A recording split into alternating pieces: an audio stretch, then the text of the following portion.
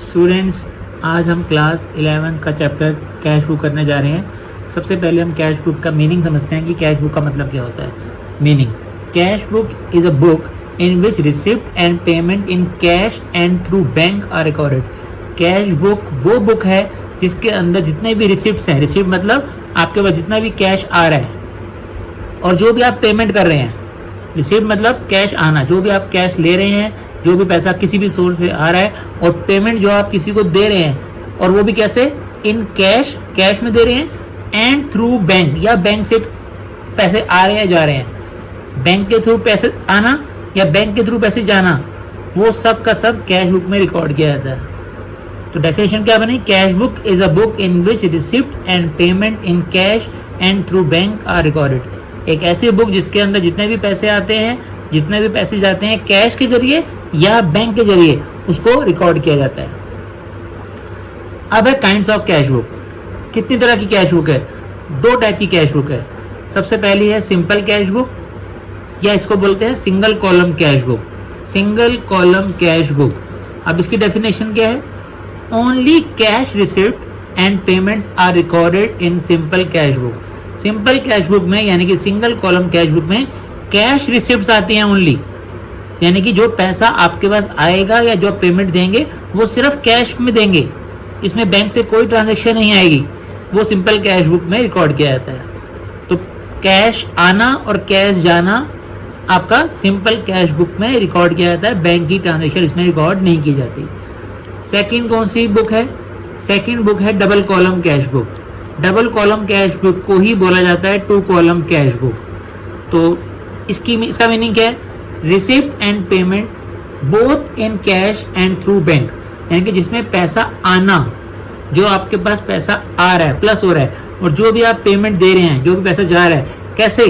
Cash and through bank. आप cash में किसी को पैसा ले रहे हैं या दे रहे हैं, या बैंक के जरिए चेक से किसी से पेमेंट ले रहे हैं या दे रहे हैं, are recorded in two column cash book.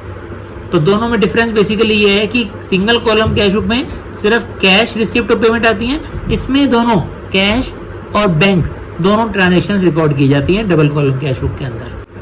Question करने से पहले सबसे पहले हम इसका फॉर्मेट समझ लेते हैं कि सिंगल कॉलम कैश बुक या सिंपल कैश बुक का फॉर्मेट कैसा होता है।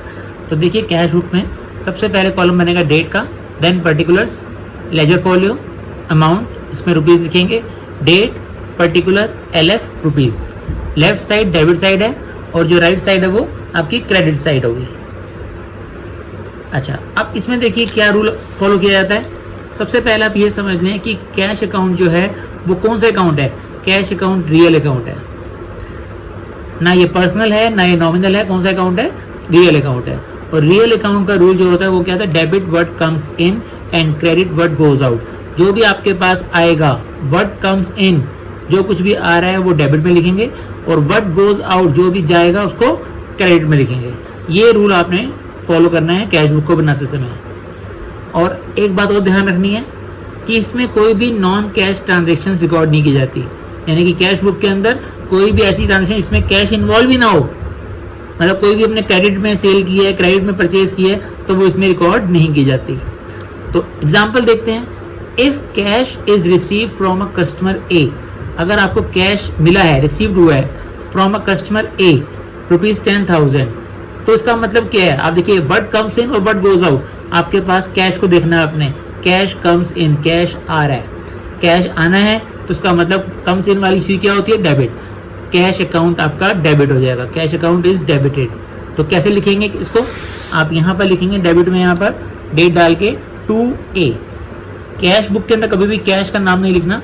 कैश किस सोर्स से आ रहा है? कैश आ रहा है ए से, तो अमाउंट में लिख देंगे 10,000 रुपीज। ठीक है।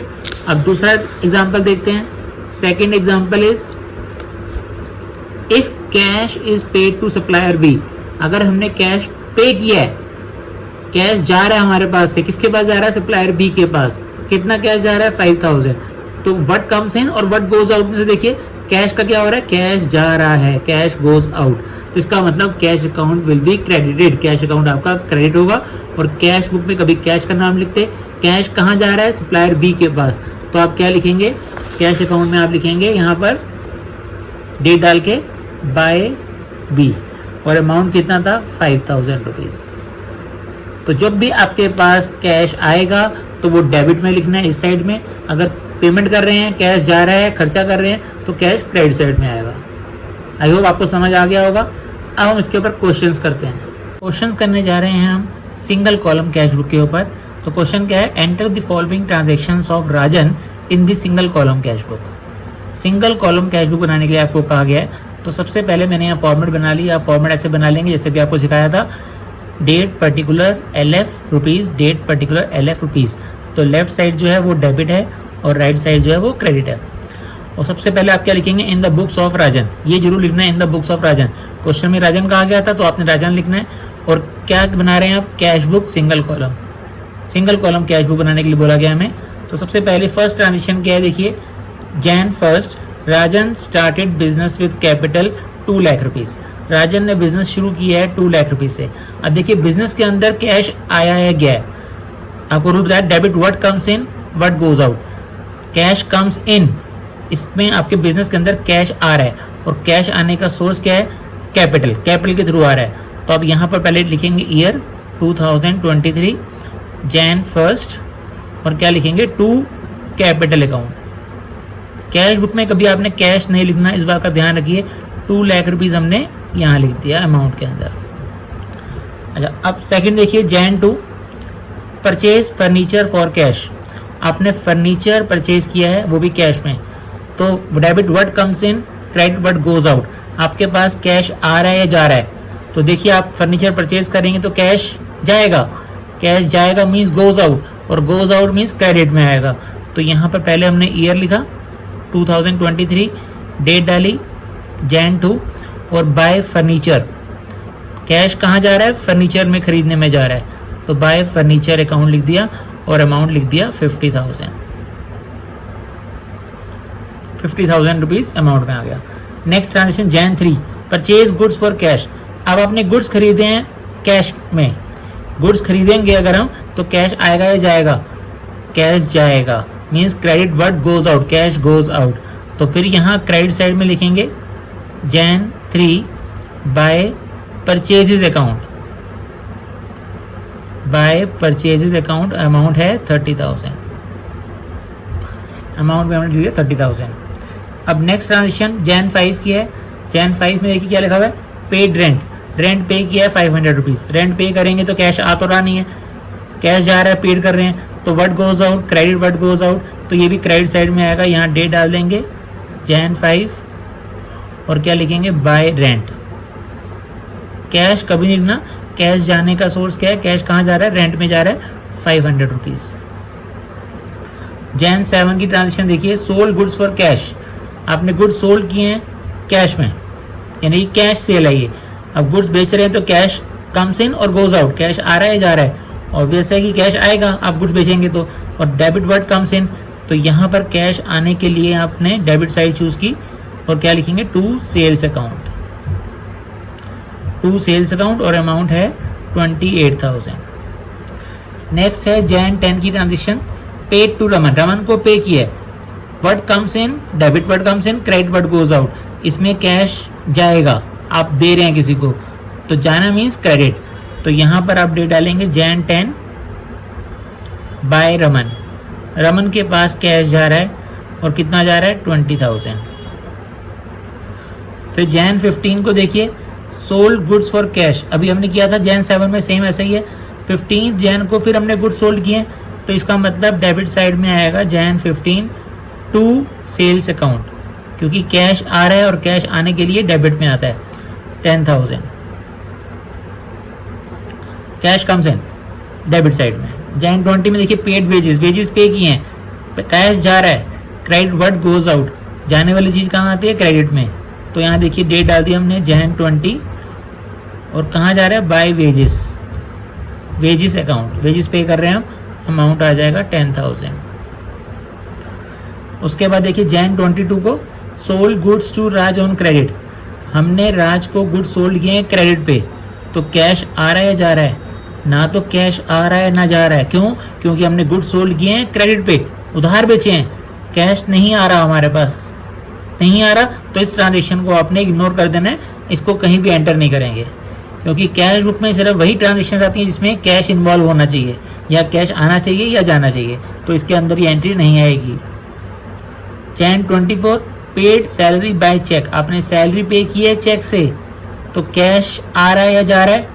कैश से तो नहीं दी, चेक से पेमेंट दी है, तो चेक वाली ट्रांजेक्शन्स भी सिंगल कॉलम कैश बुक में नहीं आती, तो उसका ध्यान रखना है कि ये ट्रांजेक्शन भी इग्नोर की जाएगी। नेक्स्ट ट्रांजेक्शन पे आते हैं Jan 27, क्या कहा गया है? Purchase goods from Aman on credit, हमने गुड्स परचेज किए अमन से क्रेडिट पर, फिर दोबारा क्रेडिट पर आ गया, तो इसमें भी कैश हमें देना नहीं पड़ा, बाद में पैसे देंगे, तो अभी इसकी एंट्री हमें इग्नोर करनी है, कैश बुक में एंटर नहीं करेंगे। Jan 31 purchase stationery, stationery purchase किया आपने, कुछ नहीं लिखा हुआ, तो हम यही मान के चलेंगे कि कैश में परचेज किया है, उधार नहीं खरीदी, तो कैश आएगा या जाएगा? जब भी हम कुछ चीज़ खरीदते हैं तो कैश जाता है, तो यहाँ पर आ गया Jan 31 क्रेडिट साइड में आएगा, cash goes out by stationery account और अमाउंट 500। ये सारी ट्रांजेक्शन्स हमारी हो चुकी हैं। अब इसके बाद हमें करना है बैलेंस। बैलेंस करने के लिए देखिए कौन सी साइड बड़ी है, हमेशा आपको कैश अकाउंट का सिंगल कॉलम में डेबिट साइड ही बड़ी मिलेगी।